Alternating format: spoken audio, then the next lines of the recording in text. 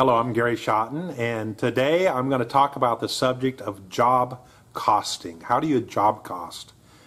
Well, first of all, a little background. I'm sure you've heard some of this if you've been listening for a while, but I came through a background of farming and ranching, and then to working at an oil company for about 9 years, and then 17 years I owned my own trucking company where we move furniture.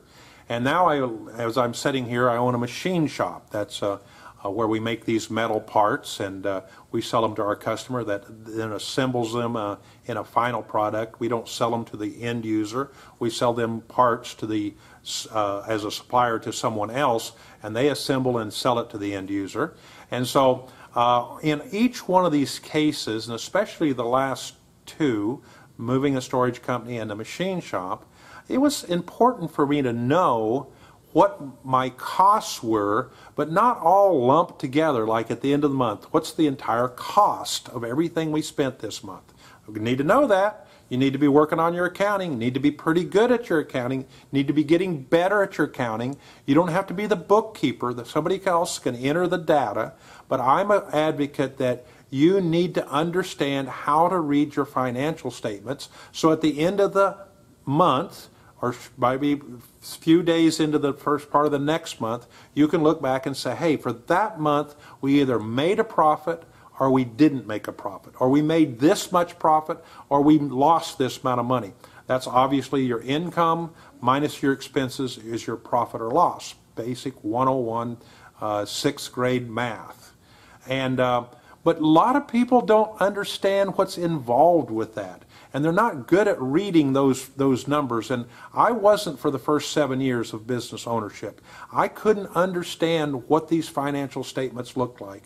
And I knew that I was working as hard as I possibly could. And finally, I went to the guy that was in charge of paying my taxes. He helped me as a tax advisor, and I paid him. I said, I'm not leaving this room until you give me a guide, help me understand how to read my financial statements. And so I could learn that, and so could you.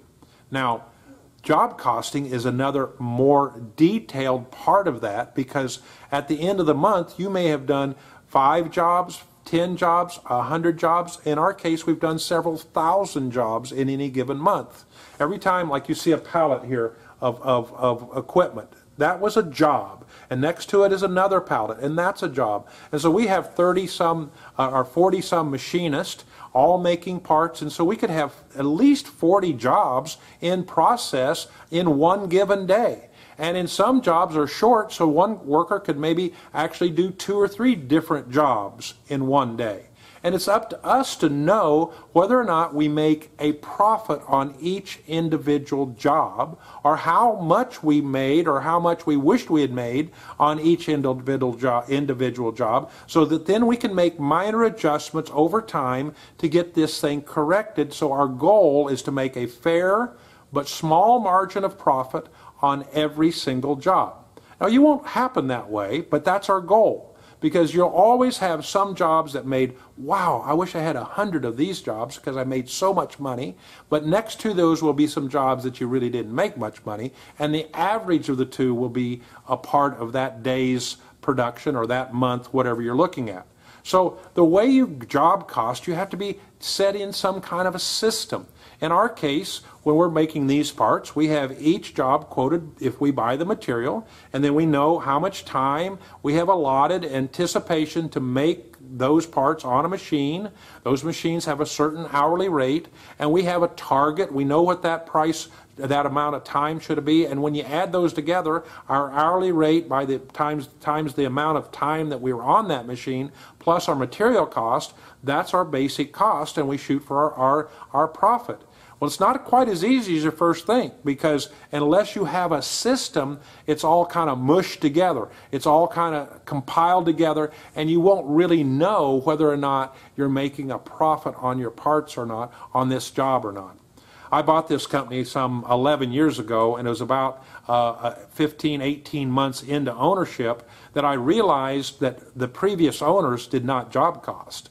And we had some parts that we were making a slew of money on, and we had some other parts that we were losing our shirts on. It was terrible how much money we're losing on these parts. So I had to come with a master plan because I was job costing. The previous owner did not. He was making a profit, but he didn't know which parts were making the profit. And my thought pattern was this. I didn't want my customer to think that they find one that I'm making a lot of good profit on, and they think I'm making profit like that on all of them, or all of my good parts go to somebody else, and all I'm left with is the bad parts, the ones I'm not making money.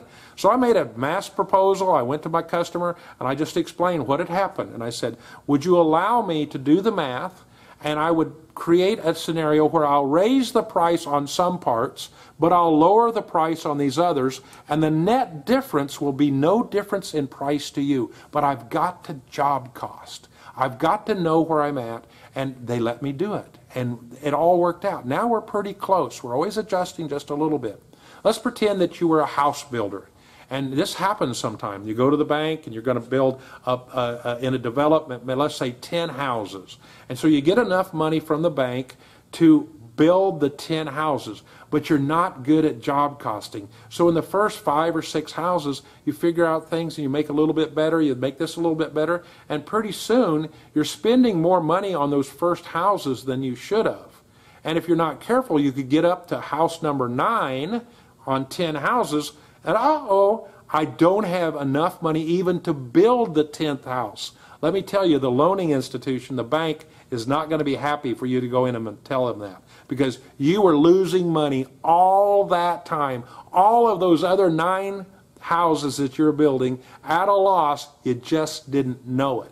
Let's talk about a pizza. You should know what your ingredients are in pizza. You should know what your overhead is in running a pizza store. You should know how many pizzas a month that you can make, and you should take your sum of all of your overhead, that's your indirect expenses, your overhead expenses, and divide it by, let's make it up, 10,000 pizzas. And so if you were to make $20,000 or 10,000 pieces, and you decided that your overhead was $20,000 that month, guess what? Every pizza has $2 worth of overhead it must cover. And then you could talk about the ingredients, and you can talk about the energy and the things it costs to make it as direct expenses, but you need to know what your cost is on a job cost. Everything I can think of has some degree of job costing. Most things would. And if you will know those and work on that, I think you'll have power. You can maneuver through situations. You know what to do. Not always can I get a raise. See, there's about 2 or 3 years when I was wanting to raise my price with my customer. I just had to set on it, but I knew which ones I needed to raise. I just couldn't do it then. Well, I hope this helps you. We want to inspire better business. We want you to be better business people. We want you to be profitable business people. This is volunteer on my part and everybody that speaks here. These are free to you, but we only ask that you would share these with others. If you're a speaker and would become a speaker, we need that. If you would be a translator or transcriber, we need you to volunteer for that, if you would. But overall, we're here to bless you. Thank you.